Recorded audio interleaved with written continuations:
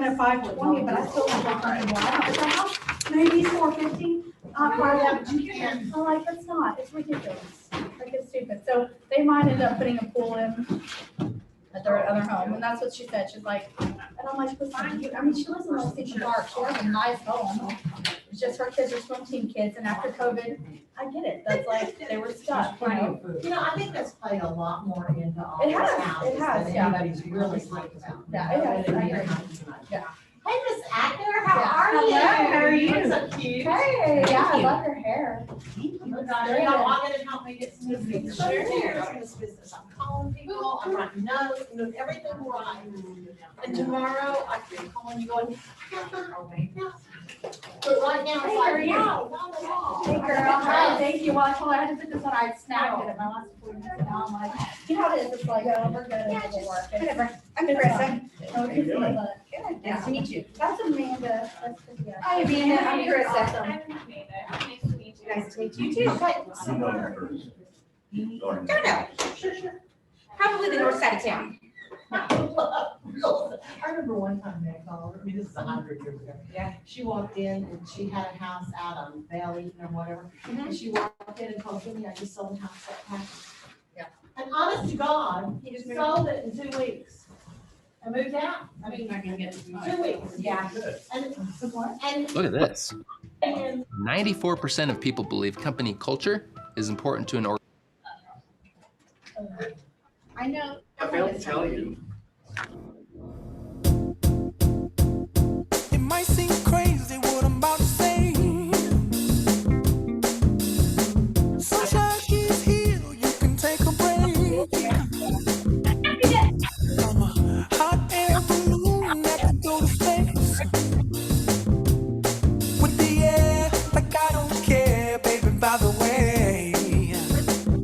Because I'm happy. Clap along if you feel like a room with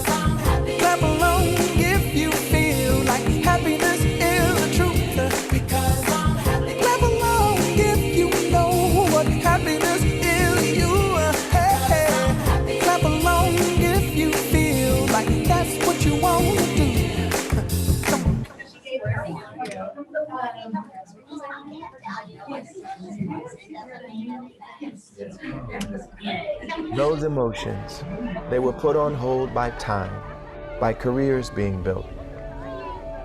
But at Claire's bridal weekend at a Verbo beach house, those emotions also made the trip, born from friendships that have lasted since Mrs. Newman's 6th grade English class. And here, a buffet of tears, laughs, and the best memories is freshly served. Your together awaits. Find it with Verbo. Thank you. My youngest was 9. So she wanted this. So good, yeah.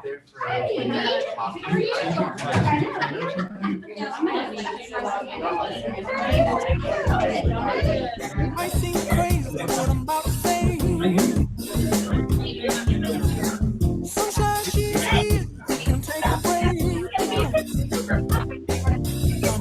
Out there on the moon, I could go to space. With the air, like I don't care, baby, by the way. Because I'm happy. Clap along if you feel like a room without a roof. Because I'm happy. Clap along if you feel like happiness is the truth. Because I'm happy. Clap along if you know what happiness is to you. Because I'm happy. Clap along if you feel like that's what you want to do. Here come bad news, talking this and that. But give me all you got and don't hold it back. Well, I should probably warn you, I'll be just fine. No offense to you, don't waste your time. Here's why. Because I'm happy. Clap along if you feel like a room without a roof. Because I'm happy. Clap along if you feel like happiness is the truth. Because I'm happy. Clap along if you know what happiness is to you. Because I'm happy. Clap along if you feel like that's what you want to do. Hey, go! Bring me down. I didn't realize that removing my headphones was going to be perfect. We'll see. I hope they show up.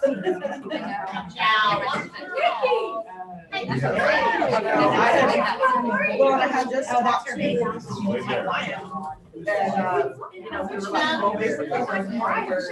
They don't want to lose their house.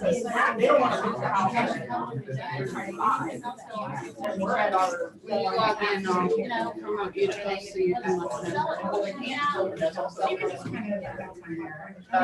So we're already how to negotiate.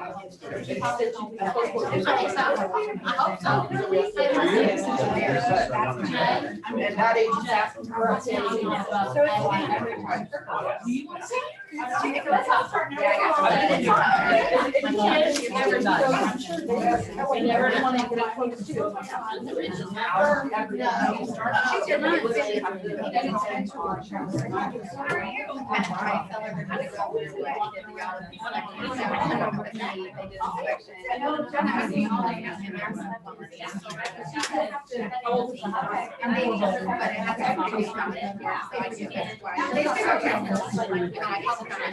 I'm waiting. We gotta go back.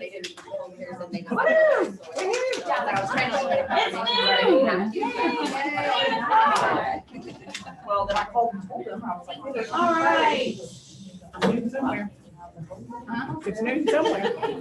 I'm here. It's -2. All right. Welcome, everybody. I was wondering if anybody has any bucket fills for today? I passed some out. I know we had some. Okay, go. Tori Wilson for doing an amazing job with Party with a Purpose. It was Yes. so good. That was really good. And if you have any bucket fills online, please feel free to put them in the chat and we'll get them read. Remember, every entry gets you and the person entered into a drawing at the end of, or beginning of next month, right?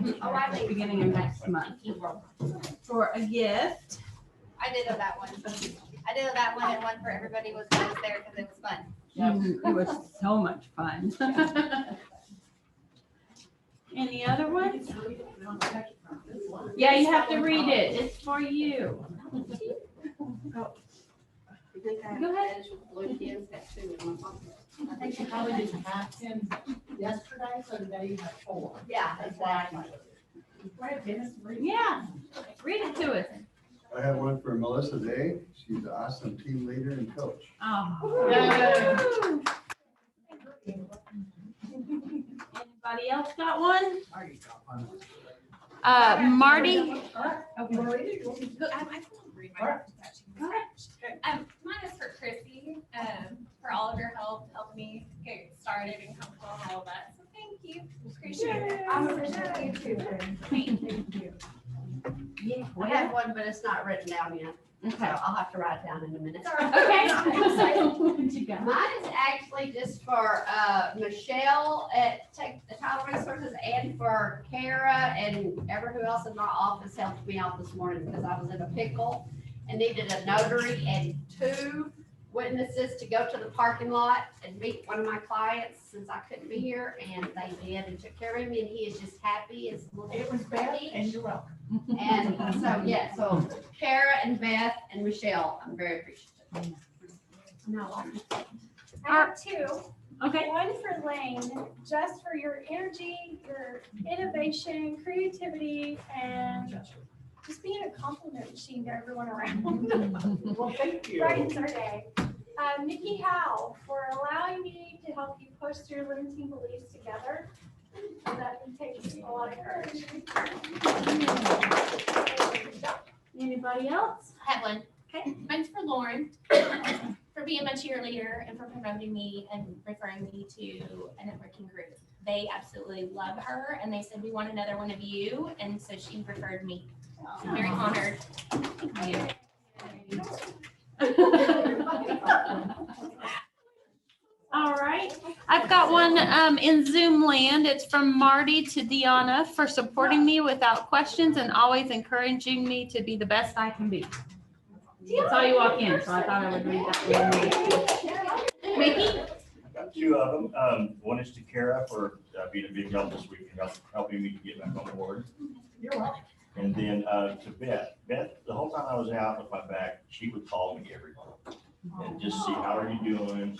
What can we do for you? And listening, you know. And she had a story too, so we kind of, even though we never met in person, we became friends over the phone. That was really cool. That's what. Yeah. I missed you, babe. Got one? I have one for Jessie.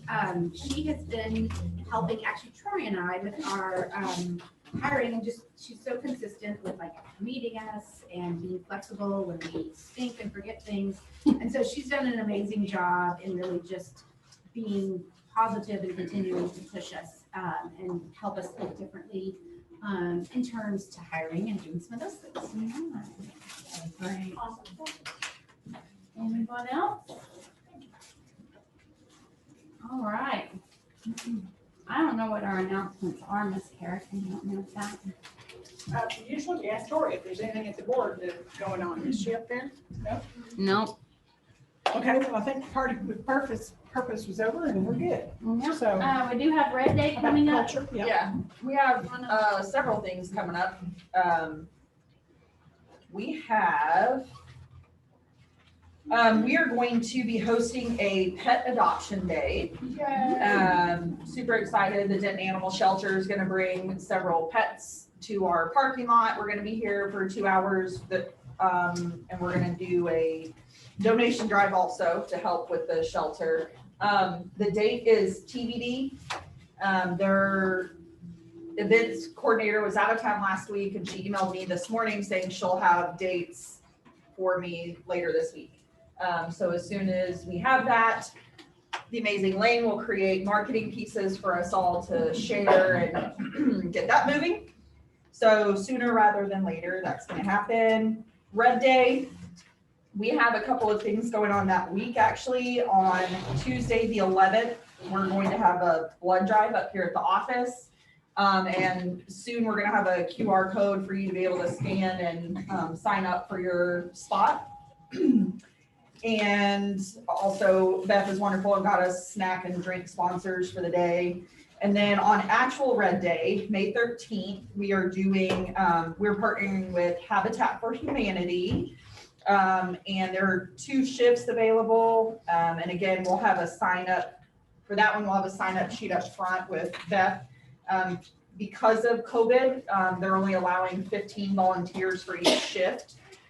So there's 8:30 to 12 and 12 to 3:30. So once we have that sign up sheet out, please pick a shift. And it's really important that you show up because it's limited volunteers. So I know life happens. So if you're not going to make it, please let us know as soon as you know. That way we can have somebody in the wings to come and take your spot. And again, Beth has sponsors for breakfast, snacks, lunch, happy hour. So we'll be fed and happy.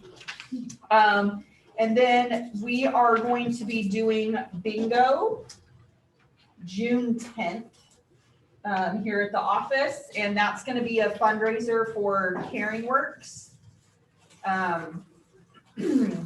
And we'll have more information about that soon, but you know, Caring Works is here to help agents in the office, and it's been depleted and hasn't been refilled like it normally is this last year. So this is going to be a fun way for us to get together. It is in-person bingo. It is not Zoom bingo. And we'll have sponsors for giveaways, and we're going to do a potluck and all the fun things. So that's it for now. Can I add one thing? Absolutely. Red Day t-shirts. Yeah, that's Yes. Some people had said something that they wanted a new one, because you can wear whatever you want. I mean, you don't even have to wear red. But if you have your own red shirt, you can wear that. If you have an old Red Day shirt, you can wear that. But we have new ones for sale, and they are how much? $20 at bonfire.com/KW Denton. We also have a link in the Facebook group, and email's going to go out, and then text one out. Because they don't print them until the order is complete, we did have to end the order on Monday at midnight. So you do have to order before then, and it's just over $5 of every purchase is going back to Caring Works. So it's a fundraiser as well. Woohoo! So a new t-shirt, I'm excited. I want to get a new t-shirt. Is that it? Come to committees. Yes.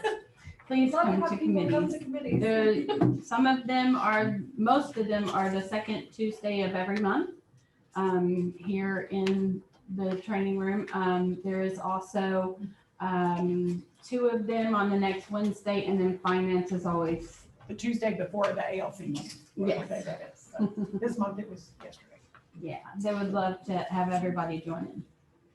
I think a lot of us know, but we do want to welcome Mickey McGuire back to our office.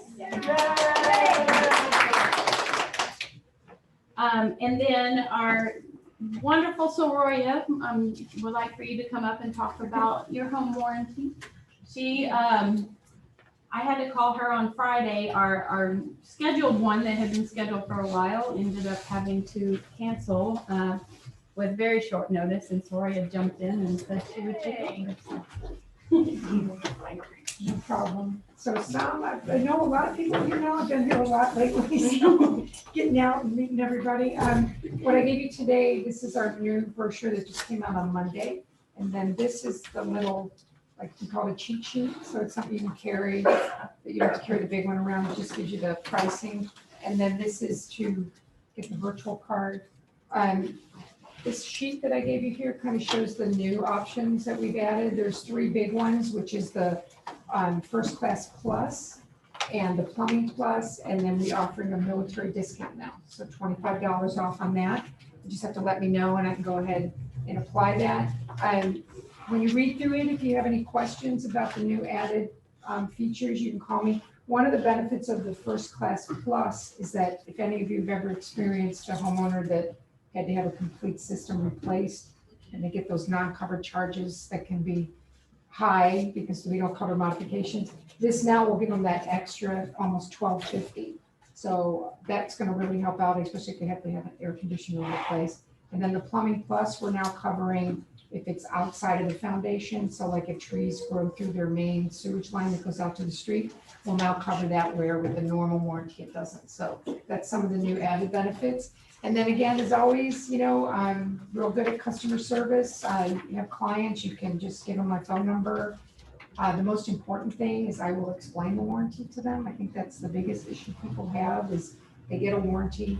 They just think that everything's going to be covered, especially new homeowners. They don't understand how they work. And then when they do have a catastrophe or something go wrong, they're mad at you because they feel like you didn't tell them. I go through everything with them. I mean, I make them go through the back where the fine print is. I tell them limitations. I set expectations. I give them actual examples, stuff that's actually happened to me, so I can speak from a personal experience. And so then when they do have that problem, they remember, because I will go through it with them. And I think that does help eliminate headaches afterwards for you guys. If you have any questions, you can always call me ahead of time. If you're not sure if something's covered, a lot of times they'll do a service call and then they find out it's not covered. If they call me ahead of time, sometimes I give them a heads up on it saying, look, that's not something that's going to be covered. Don't waste the $75 on that. So, okay, so if anybody has any questions and you need more information, let me know. Okay, thank you for having me. Right, so on to our listening panel. I only brought up 3 chairs, but Carissa, do you want to come up here? I can grab another chair. I'm in lieu of Jay. In lieu of Jay. I love that too. So do our panelists want to come up here so they can see you on camera? I think Rebecca. I know, I'm glad to be here. Oh my gosh. I love in lieu of, that's awesome. Keep going, you're doing good, you're doing good. So far, you're 100%. I have like the dang allergies, so. Oh, yeah. I'm sorry, or else I get They're the tickle bad throat right and I now. choke up here. All right, so let's start by introducing yourselves and tell them maybe how long you've been in the business. Okay. My name is Rebecca Douglas. I'm the least qualified up here, so I'm amazing being next to these women. I've been in real estate 10 years. I was an unlicensed assistant for my stepmom for a year. Then I was her buyer's agent for 7 years. And then I've been an independent agent. So I guess I was a buyer's agent for 6 years, but an independent agent for 3 years. So, my name is Carissa Acker. I've had my license, I don't think about it, it's 21, almost 15 years. It'll be 15 years in August. I have to think about that for a second. And have the real estate by design group. Chrissy Mallouf, I've been licensed now right at 13 years. Was at a different broker and then went to a different broker. And then I've been here since Carissa. I'm actually in Carissa's downline because she was smart and recruited me, and I've learned a lot from them when I was on their team. So I've been here since, and I, never leaving. Nice. All right. So I'm going to jump into the questions. Traditionally, not speaking right now, but traditionally, what is your top lead sources? So for me, my business all comes from Sphere and repeat referral clients. And again, I've only been an independent agent for 2 years now. This is all newer for me. I was doing buyers before then, but my business is very much relationship built, and I don't do any lead purchasing or anything like that. So I think when I started in the business before I had a team, it started off where it was all ads in the Dallas Morning News back in the day when people did that. And then it kind of transitioned into a lot of investors. And then we did REO for many years, and we had a good buyer's business. But we kind of built our business on REO that became our past clients. And I was one of the people that did not want to call my Sphere. I didn't want to tell anyone I was a realtor. So I was a private realtor for many years. No one ever knew. And then, but as a team grew, we did that. And now it is mainly Sphere. We do buy leads. We do a lot of outbound calling as well, but it's mostly Sphere is where it comes from now. Mine would be definitely a Sphere and referral would be the main source. Nice. All right.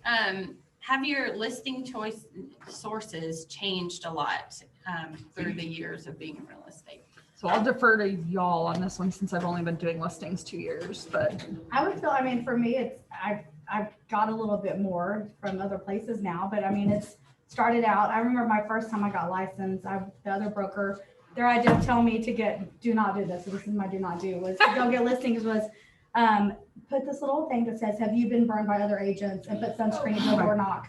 No, that is all this, that's my first in the business. That was what sweet little old lady, love her, but that's what she told me to do. And I was like, oh gosh, no, that's not me. I don't talk bad about Out people. of And culture. then I'm like, that's totally out of culture. So I just remember like, and that was what she was like, no, that's what we do. I'm like, no. So yeah, not for me. But I mean, I feel like over the years, you're right, as you develop more relationships, you get more involved, you meet more connections. Like now I have a good friend, house client that is a counselor. Well, through COVID, she's had a lot of separation. So now I've been getting referrals from, her clients that are needing to sell. I mean, so it's like building those relationships along the way. Like I would say when I first got licensed, I didn't have those, but it's just maybe meeting new people and networking that have just continued to kind of help. Gotcha. Yeah. And I would say our sources have changed a lot. I think when you think about our markets, your sources do have to change. You should always have a healthy sphere. I mean, always, that's the goal. But as markets change and as markets shift, we always want to be able to do that. So I think, as a foundation, you always want a healthy sphere. And of course, you always want to use the resource of being a part of something like KW. I think last year we did 50 some odd referrals from other agents. So that's a really good source on top of past clients. I think that's kind of always your base of where you want to be. But as far as our sources, those have changed quite a bit. Those are kind of our base ones that we always have, but the sources and where they come from, I think changes as the market changes and we shift to meet the market. Yeah. And so I'll piggyback on that too. I just signed up for MAPS coaching, and one of the things we were, that's awesome. Thank you.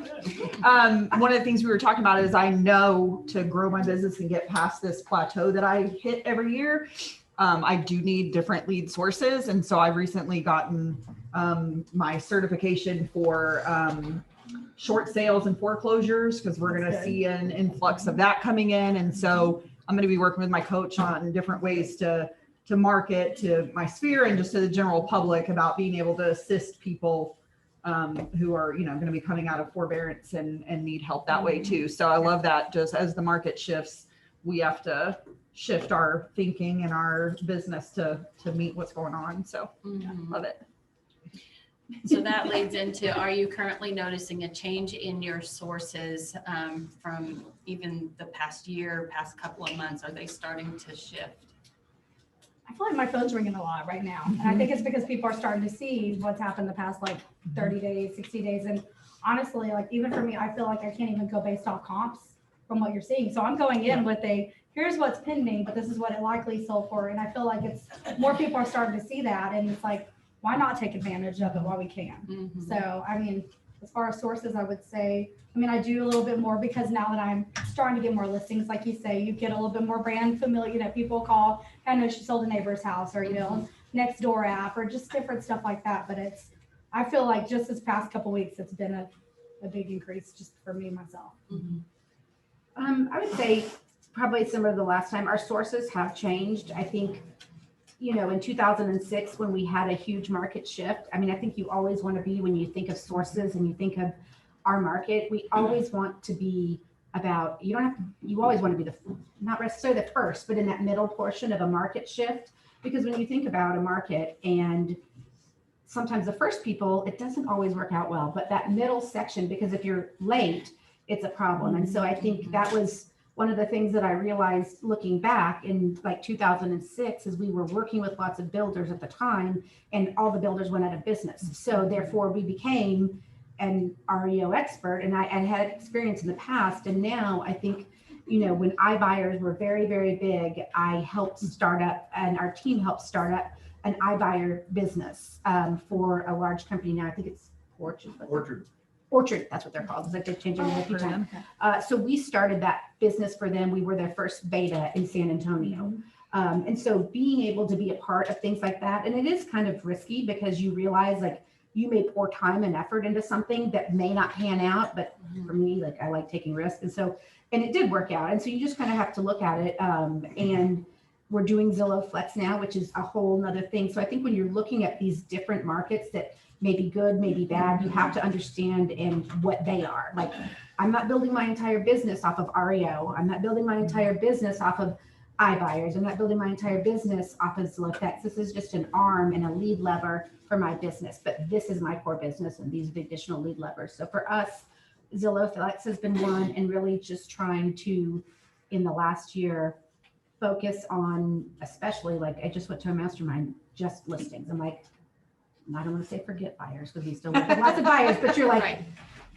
you know, listings are where it's at, and really changing our focus to be listing very, very specific. How long would you give something to pan out before you say, okay, maybe that's not working? It depends. I think this is where like being honest with yourself is really important. It's like, okay, so have I done my part? Because I think there's many times that there have been lead levers that have been great lead levers, but we didn't have our stuff together. And so it's like, is it the lead lever or is it really me? And I'm a big fan of, you know, a lead is a lead is a lead, and a lead is only good. A lead is as good as we work it. Right. And that's it. And so at some point in time, you know, I mean, I think that is part of it, is that when people say to me, well, these are bad leads, I'm like, and I don't say, be like, so are they bad leads? Or I don't. Just be honest. Finish your sentence. Tell them about your comment at Inman on the stage. Oh, I don't even remember. But I mean, I think that's one of the Somebody said internet leads suck, and Carissa got the mic in front of 10,000 people and said, I would contend that your follow-up sucks, it's not a lead. not personal, but I mean, I do think that a lead is a lead is a lead. And internet, that's not true. Internet leads are hard. I mean, we know that the highest conversion rate. We know that, you know, we know logically that your sphere, your conversion rate is higher, but I'm a big contender of, I have seen people when I got started in the business, you know, I worked leads that have been worked by 6 different people and they were all a year old. And that's where the first part of my business came from. So, you know, the leads are as good as we work them. And so I think when we're thinking in terms of lead levers, you know, I will probably take something way too far. Like, I'm just going to keep trying, because if I just keep doing it, I'll fix it. But in the beginning, I mean, I can do some of that now because I have a large team. And so I can try and experiment with things. But usually when we're experimenting with time, it's typically a lot of my time that's being experimented with, not the agents on the team's time. And if I do, I get, you know, it's pretty good conversations. I think if you're an individual agent starting out, if you've got a small team, if you're still in production, I think that's what determines, because you have to look at the financial aspect of it as well. Like, do you have the money to continue to go in the hole? Like, do you have the means to do that? And if you don't, you know, that's something to think about. You know, we always have to do, we have to lead with revenue, period. We have to lead with revenue. I did hear a pretty good quote at Mega Camp that kind of goes along with your Inman line. He said, a lead, as long as you got a phone number and email address, you purchase a conversation, and where it leads is up to you. True. So very, very true. And wanting to diversify my lead source is why I have signed up for coaching. And I'm like you too, Chrissy, the phone has been ringing off the hook this last month, and I'm very fortunate for that and thankful. And the reasons, I feel like the reasons of moving have changed, not necessarily my lead sources yet, because I'm going to be intentional about spreading that out too. But like, and I know it was COVID. Yeah, COVID. You've got divorces are going through the roof. Unfortunately, suicide. Yeah. You've got you know, people made babies during COVID. Yeah, lots of COVID babies. You have people schooling from home, working from home, so their floor plans don't work any longer. So even somebody that you maybe have helped in the recent past, and you think, oh, they're going to be there for a while. I mean, that's not necessarily the case because of everything that's going on. So making sure you're staying in constant contact with your sphere. And if you need to have an awesome coach or something that helps you set up that plan so you can stay on top of that and do that. But yeah, I think all the reasons for moving and buying are definitely changing. For sure. Do you have a system for follow-up, and what is that? I'm throwing in new questions as I think about them. Y'all can throw in questions too. I mean, don't I have to be the only one. don't have a system for it. I mean, I'm pretty much stuck. I'm only going, I'm busy, and there are moments I have to screenshot and text myself, like, I better call this person back, because you just Yeah. get in the mix of it, and then all of a sudden you're like, oh my gosh, I told him to call back before 2, and next thing you know, it's 4 o'clock, and it's like, crap, I'm so sorry. So then I just apologize and own up to the mistake, but I don't have a true system. I mean, that I put it on my drive and I have little things, but I'm not good at it. We don't have as good a system as I would like. I mean, we do have a system. It's not something that I do. Like, our agents calling their sphere, like, okay, you called your 6 people today. No, like, I would love to say that that's the case, but it isn't. And I think, it's hard because we know what we need to do, Right. but implementing it and really doing it are 2 totally separate things. And so having the ability to say, I think it's like, exercise. It's like, well, I may have had 1 bad meal, but that doesn't mean to eat, or that I need to eat like 8 donuts, the rest of the day. I'm like, oh, I've already blown it. And I think that well, I know. I'm not gonna lie. Sometimes it actually does. But I think you just have to kind of think about it like that. Like, something is better than nothing. And to me, even though, like, I want, because I was listening in my mastermind, they're like, we need a true 36 touch. I'm like, well, we have one, but then I started thinking about it. It's like, okay, we have 36 touches, but like, if no one makes the phone call, well, there goes away 4. You know what I mean? And so, do we truly have a 36 touch? And so, I think there's always room. Do we have a system? Yes. Do we have things that go out? Yes. Do we monitor the numbers the way we should? No. Do we, look at our analytics? No. We need to. I know we need to, but we're not there yet. Gotcha. Ditto. I'll be saying the same thing that they just said. So. But Chrissy, you were raised in Denton, right? Yes, ma'am. So there's probably nobody you don't know. I stress to my kids, your mom and dad have a good reputation in this town, you cannot screw it up.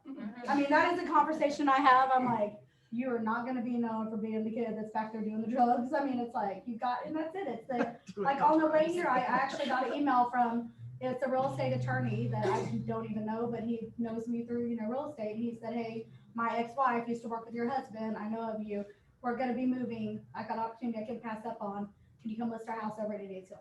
So that's your right. It's those kind of connections. I know. Yeah. It's on Victoria. Everyone's like, we're taking notes again. I was like, 100 years ago, when I was at Abbey, when I first started, Meg Oliver and Linda McKissick were there. Jimmy wasn't even in the business yet, right? And Linda worked her ass off. I mean, she worked all the time. She called, she had scripts and all that. And Meg, you remind me of Meg, would get on the phone and she'd start talking to her friends and she'd do all this business. And I remember Linda looked at me one time and said that she realized that she was farming, generating leads. She'd stop and just kept walking. Yeah. And Meg was always on the phone, always knew somebody calling her.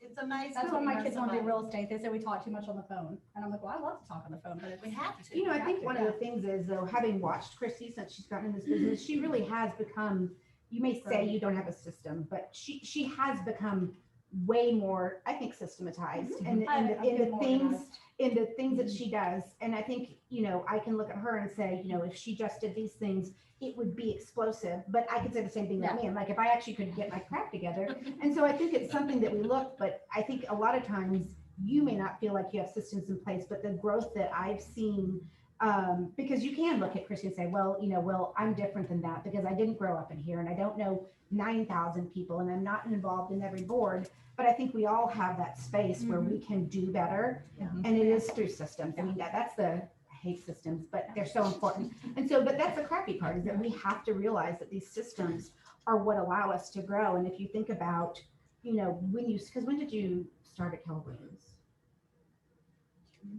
2013, maybe. So when she started here, she was doing probably 40 transactions part-time. She had a full-time job.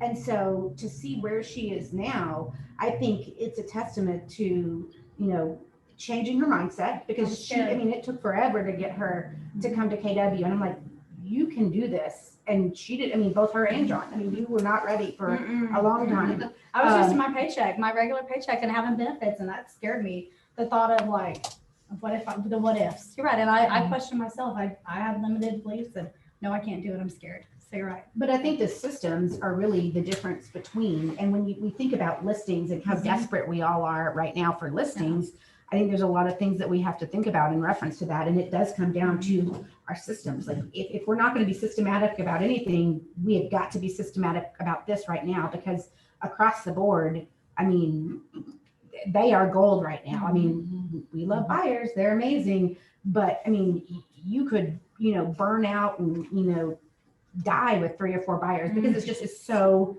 hard, and, we need listings.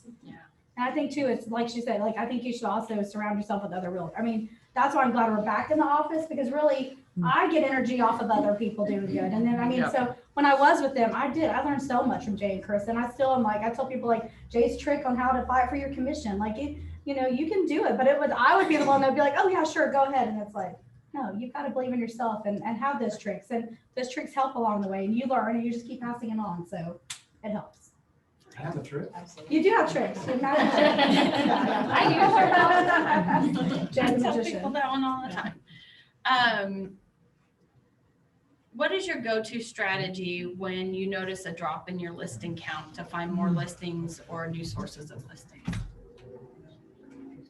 I compete against myself, so I get stressed. I'm honest. Like last year, January, I remember like I had not one closing, and I almost cried. Like it was like this, what am I gonna do? I don't have any. And then it's like I just, like she said, I just start calling the top. But I don't call like salesy. I'm just more present. I just made myself more present. Yeah, going back to the basics. I mean, that's where it comes from. You look at what you're doing. You're not doing what you're supposed to be doing. Like when my business started to ramp up, I've noticed I got so busy babysitting contracts and I wasn't doing the lead generation. So I'd have a great month, and then it's like, crap, that's a bad month to follow. So if you're not getting the business you want, it's because you're not doing what you're supposed to be doing. I know that's not the fun thing to say or hear. But even this morning on a webinar thing I was listening to, he was talking about don't stop until you reach your yes. So, if you know that you need to have, it's all about numbers. If you need to, have this many appointments to get this many listings to get this closing, well, make those calls until you get that many appointments. But I'm like you, I don't do great salesy calls, but just reaching out to people. Hey, I mean, even like the great freeze of 2021, I mean, I was reaching out to my sphere, checking on all of them, coming from a position of I actually wanted to help them, because I like to help people. And, a month later, it was somebody I'd helped buy a house 5 years ago. They're like, hey, sorry we didn't get back to you. However, we want to go look at this house. We're ready to buy and move. So even if you're not seeing it immediately, staying in contact. And if you don't have your listings, keep lead generating. keep doing the tasks we know we're supposed to be doing, but don't like to. And who in here doesn't have a strong fear or would rather not call their sphere? I mean, like, is there anybody, like, I was a hater of calling my sphere. I'm like, I would rather talk to 15 strangers in a row. Like, I hated calling my sphere. So I think for those people, and I really struggle with it, but for the people that maybe don't have as strong of a sphere as they wanted, they're like, I've called my sphere like 15 times. I have nothing else to say to them. I think one of the things that we have to think about there are other lead sources out there. And if you haven't explored all the different lead sources and all the different levers, and I'm not talking about pay lead sources, I'm just talking about in general lead sources, you're missing out, because I think you have to try. I mean, that was one of the things we really worked on people on our team to do, is try every lead source, because eventually you're going to find ones that's like, okay, maybe you don't like calling on leads at all, but these are the ones that if I had to pick, I like doing. And maybe it's door knocking, or maybe it's calling on expired listings, whatever it is, but you have to try them all. And to me, if you're going to force me to prospect, I want to do it quickly and I want to do it efficiently because I am here to get leads, period. Yeah. Like, this is what I'm doing. And so I think that that's the thing that I would think about. Is it like, what other, that's something we could talk about it. What are other lead options when your people are so sick of hearing from you, they can't even stand it. They're like, if she calls me one more time. And honestly, like, I approach open houses as not for buyers, and when I work open house, I get listing leads. Because think about it, most of the time it's nosy neighbors. Like, I know now everyone's like, oh, open houses, I'm like, but you market that house, and you market it good, and you make yourself present, and it's the neighbors that are coming to talk, and usually they're like, well, I want to see this house to see what I can get for mine. I get more listing appointments out of open houses than I do buyer leads, I really do. So, work You had open a houses. question? Yes, okay, so you guys, I know that you, y'all have a Facebook, ad going for seller leads. It's like Find My Home's potential value. How successful is that ad? And how? That's a system she doesn't check. Remember when we said the analytics, like, this is the part of like, Well, I can. Thank you. Because there's two different types of lead generation. There's passive and there is purposeful. And that ad that you're seeing is a passive ad. The passive ad is sending out a bulk email to 500 contacts and hoping you snare something. Yeah. If it requires very little time and no expense, go for it, fire them off. But if you want purposeful leads, door knocking is the best lead source you will ever find. You mean like literal door knocking? Literally door knocking. Office was like, I do digital door knocking, and I don't understand. I'm much more relational than most people on our team are. And if I'm having a conversation with somebody face to face, they're a whole lot less likely to tell me no, look at me straight. Yeah.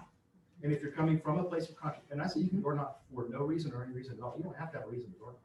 Well, I was gonna try the method where you take like a goodbye card and a hello card for the new, like saying goodbye to the sellers and saying hello to the new buyers. So you can get them, so you're not then soliciting, you're just asking for their signature on a welcome card, that's all it is. Well, like I like Chrissy's it. thing, Never heard of open that. houses. Yeah. So I've there's never heard of passive that. ways to do open house. That is, you go put your signs out, you sit in there for 2 hours and you text with your friends. When nobody walks through. Or you can go out and knock the 20 doors around the listing an hour and a half before your open house, introduce people. I've done that. And get their information, say, I'd be happy to sign in for market reports. It'll send you something every time the value of your home changes based on the neighborhood change. That's what people want to know. I mean, that is an easy thing. They may not want to talk to you, but most people will give you their email address and say like, yeah, I'd love to know when something in my neighborhood goes on. It's And that super person's in your easy. database. Yeah. And we started doing this a couple of years ago when we had our It's made a huge system to be difference. able to do it. And now we'll randomly get calls to come out and list people. And my first question is, how did you hear about us? You've been sending me market reports for 18 months. Or they'll call and they act like they're like, they know you. And that took about a minute of effort entering them in the system and about a 10-minute conversation at the front door. Carol on our team has had massive success. I mean, I think our team is a little bit different. We don't make anybody do anything. We're not like, you have to do this. Like, we need more standards, but we don't. That sounds bad, but it sounds bad to say we don't have standards, but we kind of don't. But to me, I'm like, so we give, but Carol is like really use that system to its fullest, and she gets leads off of it, and it's impressive. And they call her up and they're just like, hey, we want to. And I think it's something easy because to me as a person who owns a home, I'm like, yeah, I would love to know, because honestly, I don't know when something goes on I actually, as a realtor, don't know when something goes on the market unless it is on my street, in my neighborhood. I don't know. I should be on market report. So I think we have to think about those things. And, something that I did to try to find our home. I think that is right now, if you ask me what's the best thing you could do, if you're not calling your sphere, I would say doing that part of it is really truly reverse prospecting on a high level.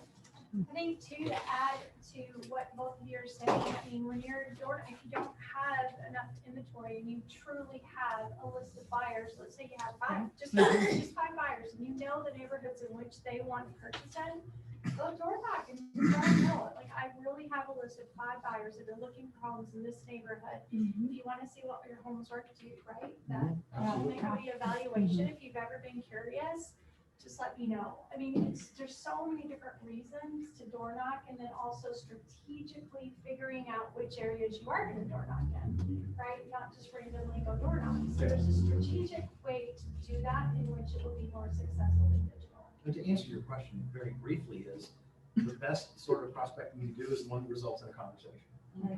So if you're just scatter shooting and just throwing stuff out there, shotgun approach, hoping for a return, again, if it takes you no time and no money, go for it. You might get lucky. Otherwise, spend your time focused where you're gonna actually get a return. Okay, can I ask a question? I understand let me give you your market, because everybody does want to know what their home is worth.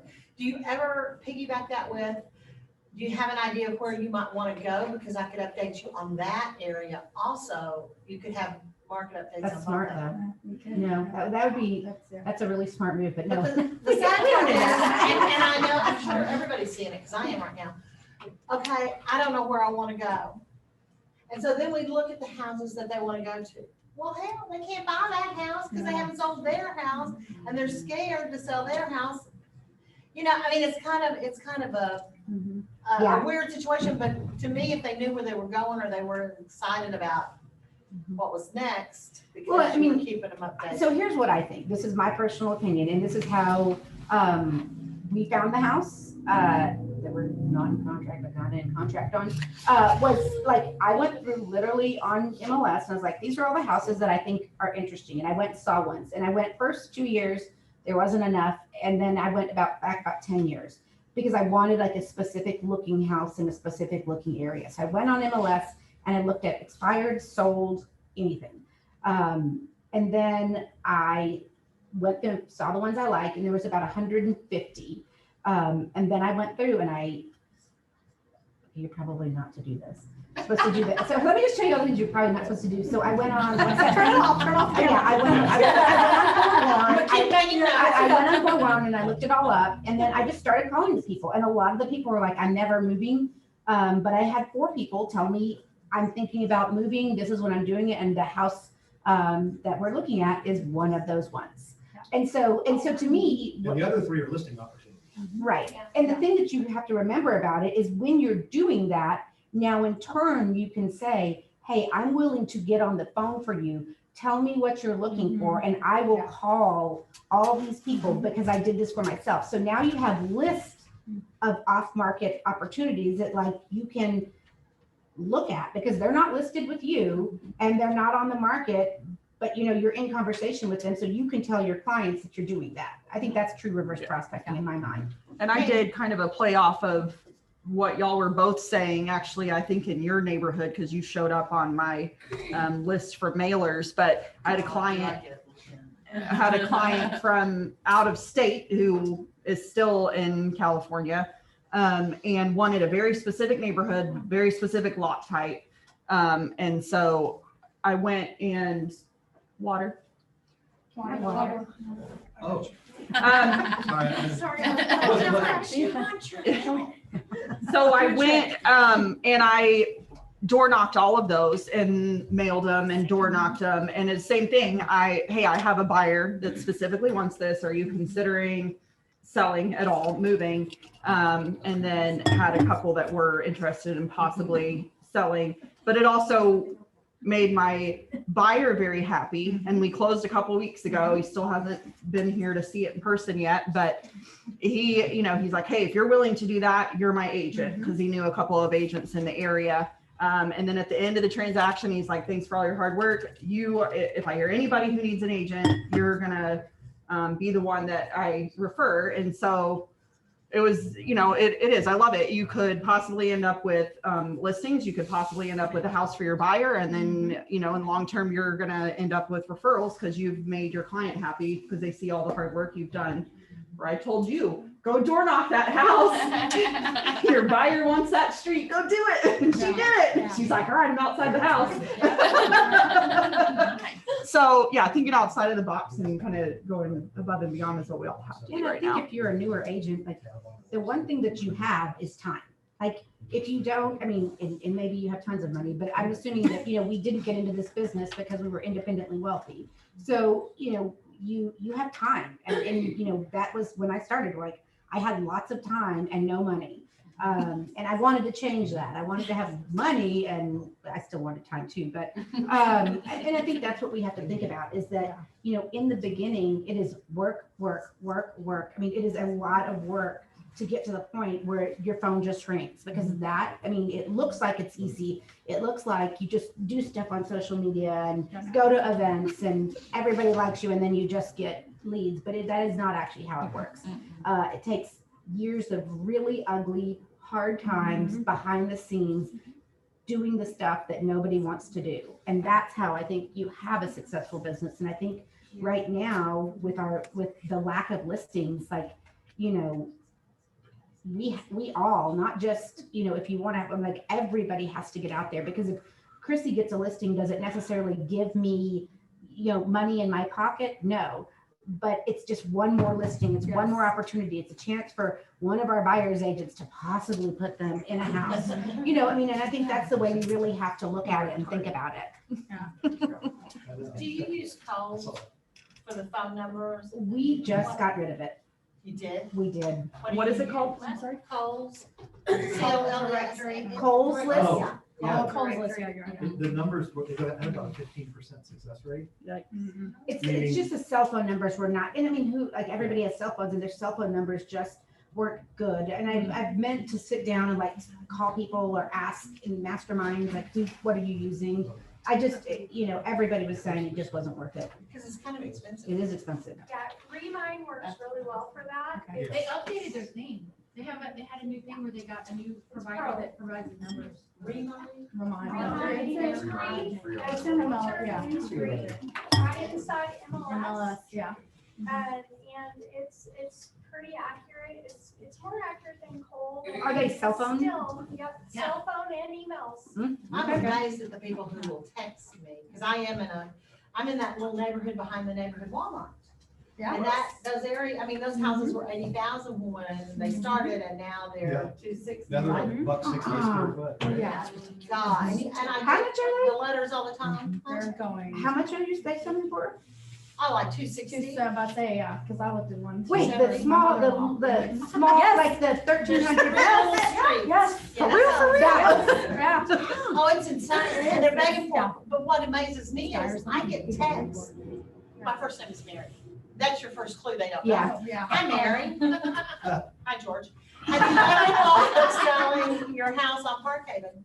No, not since I live in it. I am a real estate agent, so take me off your list. Well, hey, No, but since I you're get talking email and text. text though, we don't even bother with email. I mean, we have people set up on drug plans, You're but nobody looks at email. You're right. We do, well, we do our sphere in email. We email That's it. her call. Preferably you're calling them. Yeah. Because Yeah, again, because voice that's to voice so is way bizarre. more You answer effective, your phone, but nobody I've had a calls. lot more responsive text. yeah, we always. Or you can do video text if you, because if you receive a video, you're gonna watch it. Oh, cool, what are you sitting there?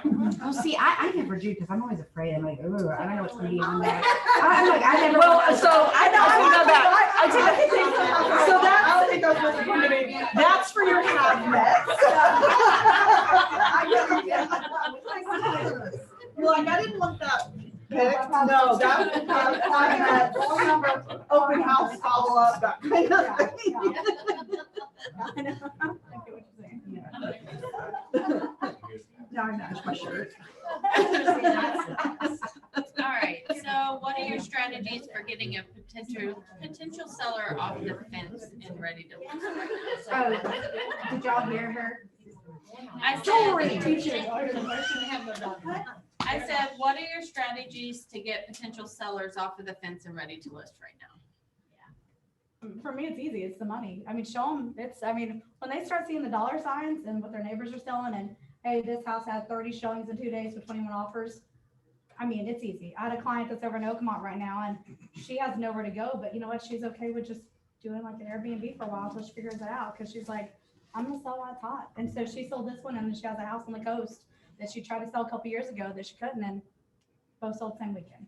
And talking strategies, because people are scared about where am I gonna go? Yeah.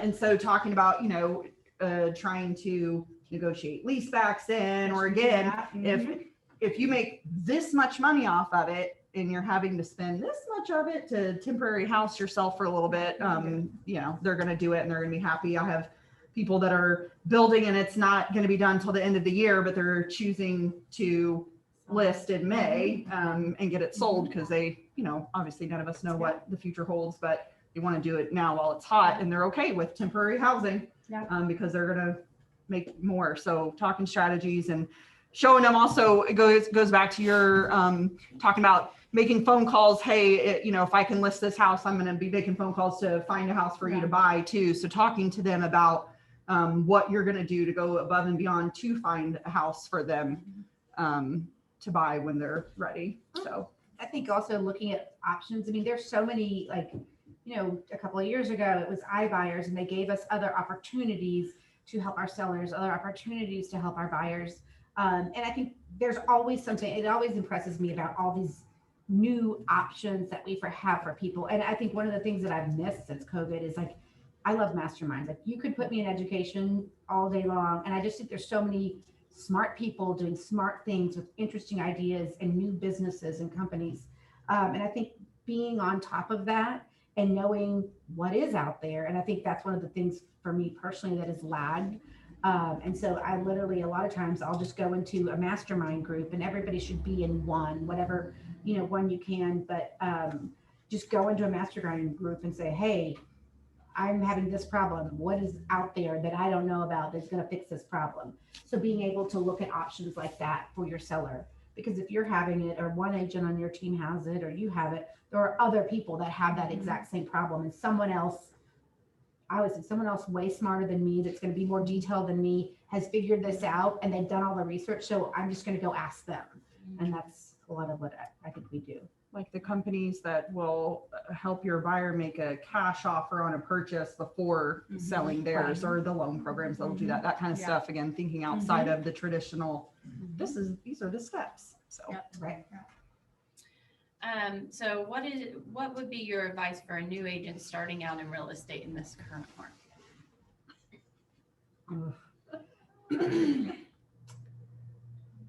Learn. I'm just thinking, I'm trying to think the best one. For sure, I would say stay positive, stay true to your ethics, because I feel like right now I'm seeing a lot of just shady crap, and and it's gonna come back to bite you in the butt. So I feel like if you stay true to who you are and just do right by people, because there's so many people that are getting people in houses the wrong way right now.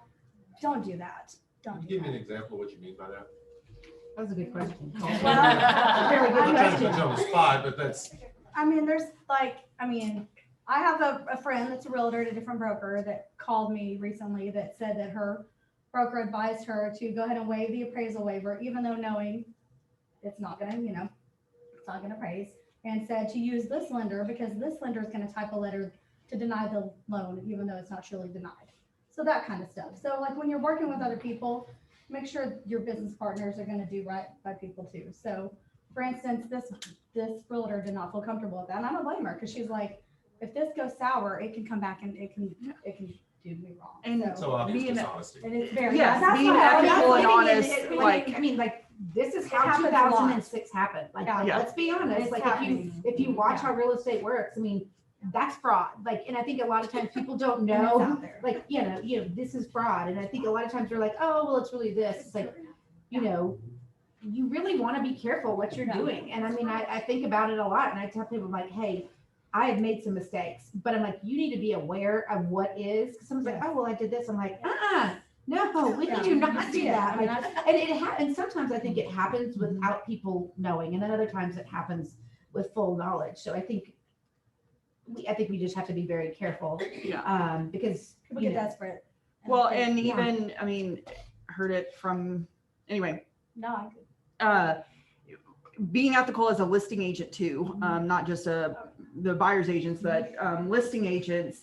Cool. If I tell you what to bring your buyer's price up to, I can get this buyer referred you and make this much more money, but that's not the ethical thing to do. Or calling an agent and saying, what do I need to offer? And, trying to get them to share information they're not supposed to be sharing, because you have to share the same information across the board and that kind of stuff. So making sure that you're not, again, just don't be shady, be ethical, but it's happening be a good person. I think there's so obviously I'm a boundary pusher.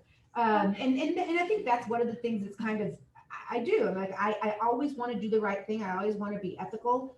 And our fiduciary responsibility is to that client, and we cannot forget that. And sometimes that does feel hard. And I think, so for me, you know, this is probably also not a popular opinion, but right now, so I'm just going to tell you all the unpopular things. Like in 2006, in that time, and I know this isn't popular, but if you could have gotten a listing at 1.5%, you would take the listing at 1.5% period. And we are not a discount brokerage, but when you have, you know, I don't even remember how many people we had on our team back then, but if you have 4 people that are literally on your team out there killing themselves every day, showing and showing and showing and showing, using up gas money, and they aren't making money. So they're working harder than they've ever worked, and they're making less money than they ever had. You know, I'm never going to be the person that says, oh, we only take 3% for a listing. And that's, I mean, that's just, to me, that's math. That is math. And as long as you know what your numbers are, and you know, like, okay, my photos are this and my time is this, but you need income coming in. You will not stay in this business unless you're independently wealthy if you don't make money. Like, that's how this works. So like, you have to make the money. And so I think that you don't want to do unethical things, but I will never be the person that says, don't take a listing for 2%. Don't take a listing for 2.5%. If it's a difference between you and someone else, and you know you're going to lose it, you know, that's going to be someone. And if you're going to be in the business a long time, what am I saying? Well, Something I'll tell you, bad? if you're gonna discount your commission, you better do something behind it that's gonna benefit you to cover the loss. In other words, if I've got a badass house that I know is gonna get 5 million people in an open house, You're right. okay, I'll do it at 2.5% because I'm sitting in the open house 3 hours both Saturday and Sunday, and I'm coming out of there with leads. So I had one like you're talking about. I did it this week. It was a 1.5. I didn't want to do 1.5%, but he was referred to me, and the builder that he wants to build with was like, well, our realtor will do it for 0. I was like, what? Like, So I probably would advise I was like, them. and so I don't advise that, but I mean, I had to go in and I did some myself, and I mean, I still won, even though I'm charging 1.5, but I mean, I showed my value. So and I was like, listen, I typically don't do this, but this is what you're gonna get, and no matter what, I'm still gonna market it. I don't just put a sign in the yard. I'm still gonna, you know, so you show whatever value you can, and that's the trick I learned from Jay. So but you go in there and just, I didn't want it cut, but ultimately, she wasn't going to get the listing if I didn't that do was it. I it. mean, that was it. So sometimes, like you're right, because it's hard, but you got to do what you got. Is there a concern there that you're going to develop a reputation with someone who will do that, such that when you get referrals from that person, they're going to have that expectation? I think there could be, but I mean, at this point, I think that there could be. But one of the things I think you always want to tell people is like, this is what I'm doing for this time period. But also, if you're talking about 5-7 years from now, like, they're probably not going to remember you gave them a discount. They may not remember that amount. But also, like, are you going to be, if you're a new agent, are you going to be in business 5 to 7 years to now to think about referrals if you don't have a lot of listing opportunities and you pass up on this one because you don't want to get a reputation as an agent who cuts their prices? So, I mean, you're not hardcore marketing that way either. Yeah, You know, I mean, as I would not say. I'll sell your home for free. Yeah, you know, I'm not going out there that's to how the you builder get. saying I'm getting all these for what, Jay? 0. No, the commission, the commission reduction is my favorite. I love That's that. yeah. I mean, if you have a very solid way to show your value proposition, and specifically with numbers like data-driven stuff, I love to say in a listing presentation, if somebody says, well, my neighbor will do it at 4%, I'm like, best of luck. You're stepping over $100, you're stepping over $100 bill to pick up 10. Yeah. Because right now, based on our performance, we're gonna net you That's $10,000 more for that house, and you want to save 4, so you're losing 6. But I think in my mind But right now that's in this being- market, from a listing perspective, so like in my mind, if I'm living in a house, I mean, we didn't put our house on the market, so that's what I'm saying. Like, part of me is like, oh yeah, I mean, here's the weekend when Chrissy's coming up. Here's the thing, like, let's be honest, almost anyone, if your house is kind of decent, can sell their house for free themselves right now. seriously. Like, I mean, that's the honest truth. I sold a house with a peach cabinet. Yeah, I mean, exactly, like, it doesn't have to, it doesn't have to be decent. And so to me, Seriously. I'm not saying that our team or any of the people in here aren't worth 3%. I'm saying the market has shifted, and, you know, essentially, if you've got 4 walls, a couple of windows and a door, like, you can sell your house and you don't have to be, you know, I mean, I just think like to me, that's nobody wants to hear that, but that is the truth. So you argue for what you can get and you show your value and you do say, this is not normal, this is not what we do. But you get the listing, because to me, we're not doing it on everyone, but who cares? You're not gonna get that reputation. You're not. We're not doing it on most. And I mean, we're discounting very few, and usually it's Yes. double-sided. Yeah. That's it, same here. And I don't reduce like if I'm taking a reduced commission, I'm taking a reduced commission. I'm That's not huge to me, reducing too. the buyer's agent's commission for And I point that many out in the reasons, and I do. I explain the same thing in a listing presentation. I'm gonna do it for this percent because I'm helping you on the buy side, blah, blah, blah. However, I'm gonna take the cut. I'm not gonna take it away from buyer's agents. It shouldn't, but it could affect whether or not somebody's gonna show it, whether or not they're gonna encourage their buyers to make an offer on it, what their buyers can offer for it. And then quite frankly, man, poor buyer's agents right now. God. It's just- Love on your and so yeah, so I agree. I'm not against taking a cut sometimes, but I what if- don't do it to the other agent. I think that's a hard one. I don't think we have had to reduce that. I think I've probably only done it. No, I went to a listing twice. presentation Monday afternoon, by the way, Oak Forest Ridge coming up next week. Nice. Is that cool? Is that cool? I hate to Yes. cut Okay, this short, I might have but that. the ALC Anyway, meeting he is asked me like right now. specifically, Okay. because we talked about reduced, they're personal friends, we've done it for 20 years. And it'll go like that kind of scenario. So we reduced it a little bit. He said, well, couldn't you just offset it by offering 2.5% to the buyer agent? And I said, well, at that point, if they're looking at 12 houses that weekend, you're at the bottom of the stack. Yeah. Number one, and outlining it just like Rebecca said, Yeah. I mean, that's the script you need to have for it. Yeah. Well, thank you guys so much. Thank you. That's great. I do have the culture moment, Yes. which this, some of you may not even think this one's gonna fly with you. It's talking about expansion teams. In building an expansion network, never recruiting associates from any KW Market Center without discussing it with and receiving prior approval from both team leaders. That would be the one they're coming from and the one they're going to. Associates' primary location and expansion location, so. Yeah, thank you. All right, well, thank you. Jake Little, new agent, I think this is your first time It is. in this meeting, so. All right, that's it. Thank you. Uh,